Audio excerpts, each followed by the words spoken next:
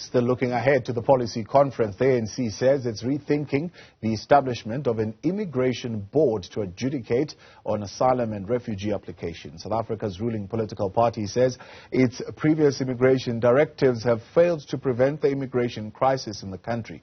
The ANC detailed key policy change recommendations at its Johannesburg headquarters earlier today. Newzroom Afrika's Tumaole was there, detailing the conditions which have led South Africa's Department of Home Affairs into a state of deep crisis.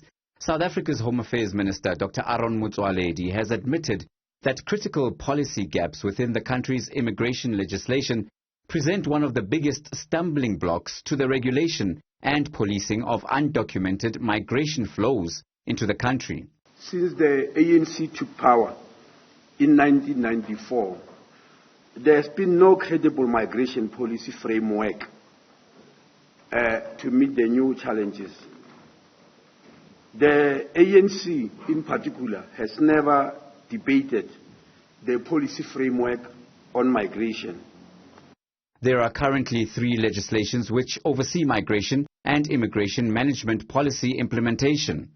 Since the era of democracy, there has been 3 acts of Parliament that deal with the issues of migration. It's the Citizenship Act of 1995, the Refugee Act of 1998, and the Immigration Act of 2002.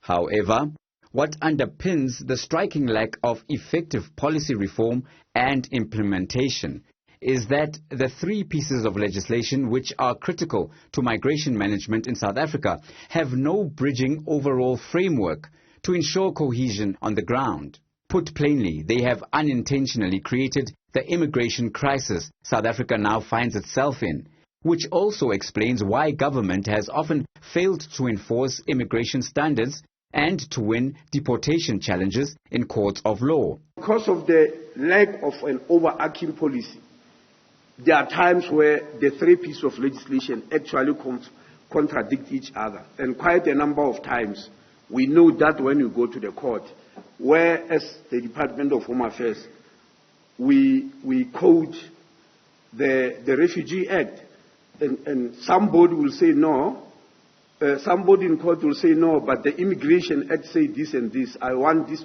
matter to go according to the Immigration Act rather than the Refugee Act. And so those are the clashes. This is why coming to a coherent and enforceable migration policy will be a key debate during the policy conference.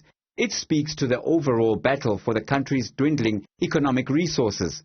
The numbers speak for themselves. According to the 2022 statistics, there are 60 million people in South Africa. Almost 10 million of those are documented foreign nationals. But the Department of Home Affairs says the number of undocumented foreign nationals is unknown, and some unscrupulous employers exploit undocumented immigrants through the payment of slave wages and poor working conditions at the expense of job-seeking South African nationals. These policy gaps, you'll notice that they are also prevalent in the labor market, where some unscrupulous employers are practicing modern-day slavery by promoting tensions between unionized South African workers and foreign nationals, especially the illegal ones. The decades-long economic crisis in Zimbabwe is also a major immigration driver. Currently, there are anywhere between 3 to 4 million Zimbabwean asylum seekers and legal immigrants in South Africa.